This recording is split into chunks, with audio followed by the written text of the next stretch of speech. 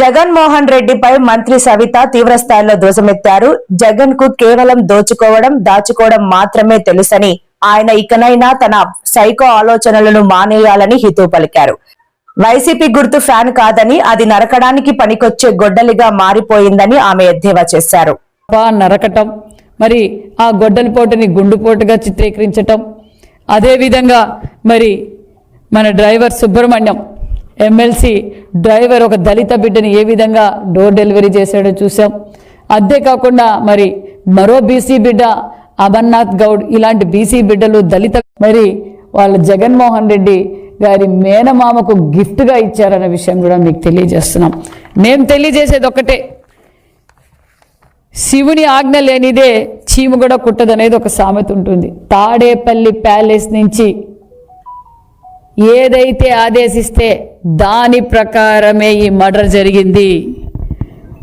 జగన్మోహన్ రెడ్డి గారి ఆదేశాల మేరకే మరి దస్తగిరి బలైపోయాడు.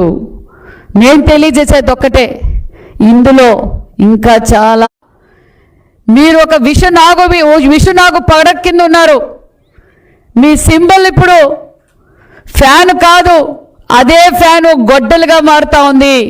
జగన్మోహన్ రెడ్డి రోజుకి కుర్చీ కోసం, ఆస్తుల కోసం తన సొంత వారినైనా బలి తీసుకుంటున్నాడన్న విషయం మరొకసారి మీకు అందరికీ తెలియజేస్తున్నాం.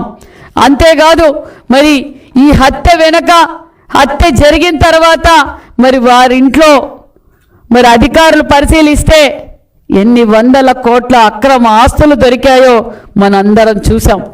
మరి సుమారుగా ఇది ఇంకా 100 కోట్ల దాకా మరి ఆస్తులు కూడా దొరికాయి. ఆ ఆస్తులు కూడా ఎవరు అనేది ప్రత్యక్షంగా మరి అందరికీ చూపించాం. మేము తెలియజేసేది ఒక్కటే, ఖచ్చితంగా చట్టం తన పని చేస్తుంది. అసలు దస్తగిరి వివేకానందరెడ్డి హత్య కేసులో కూడా చాలా ముఖ్యమైన వ్యక్తి అన్న విషయం కూడా తెలియజేస్తూ మరి మేము తెలియజేసేది ఒకటే, మరి ఈరోజు హత్యకు గురైన దస్తగిరి భార్య రమణమ్మ కూడా చాలా బాధపడుతూ ఉంది. మేము ఎంతో నమ్మకంతో జగన్మోహన్ రెడ్డి గారు ఏం పని చేయమంటే, ఏం అరాచకం చేయమంటే అరాచకం చేశాం.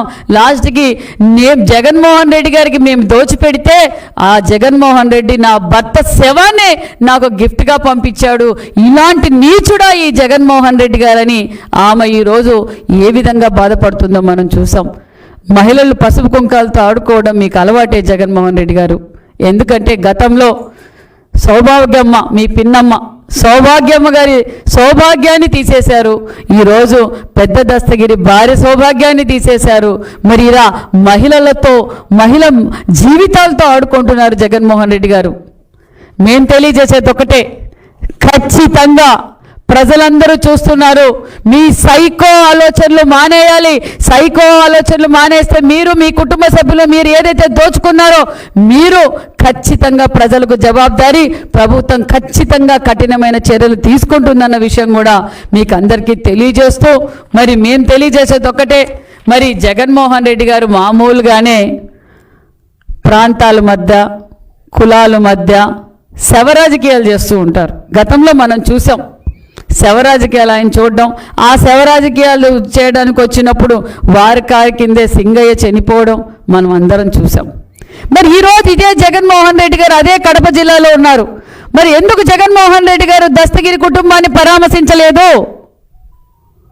మామూలుగానే శవ రాజకీయాలు చేయడం జగన్మోహన్ రెడ్డి గారికి అలవాటు కదా. తండ్రి గారు శవం పెట్టుకొని రాజకీయం చేశాడు, వివేకానంద రెడ్డి గారి శవం పెట్టుకొని రాజకీయం చేశాడు. మరి మామూలుగా అనుకోకుండా గంజాయి కేసులో చనిపోయిన వారి మీద కూడా శవ రాజకీయాలు చేయడం అలవాటే. మరి ఈరోజు నీ కోసం, నీ అక్రమ ఆస్తుల కోసం, నీ దౌర్జన్యాల కోసం నువ్వు ఏమి చెప్పితే అది చేసిన పెద్ద దస్తగిరి బలైపోయారు. మరి ఎందుకు జగన్మోహన్ రెడ్డి గారు ఆ కుటుంబానికి పరామర్శించలేదని కూడా నేను ఒక మహిళగా అడుగుతున్నా. ఒక బీసీ శాఖ మంత్రిగా, ఒక బీసీ మహిళగా, సాటి మహిళ ఈరోజు ఏ విధంగా బాధపడుతోందో మరి జగన్మోహన్ రెడ్డి గారు వెళ్ళి పరామర్శించి ఆ కుటుంబానికి ఏం జవాబు చెప్తారు అన్న విషయం మీ వైసీపీలో ఉన్న కార్యకర్తలు కూడా ఆలోచించాలి.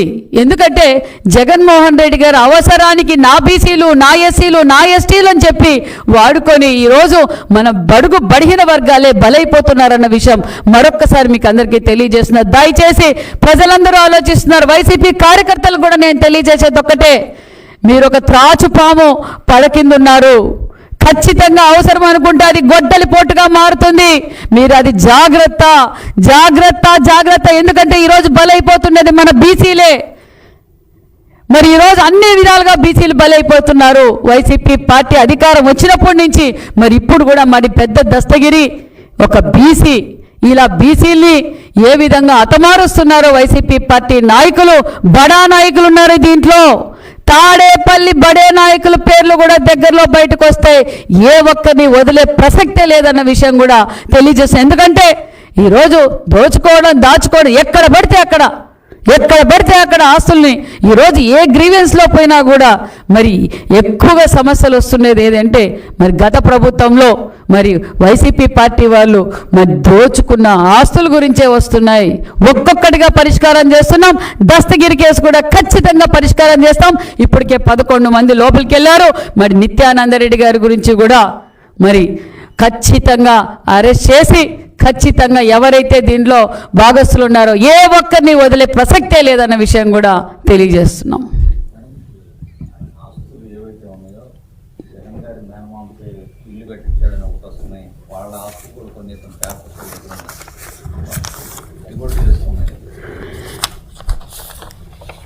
దస్తగిరి ఇంట్లో జప్తు చేస్తే సుమారుగా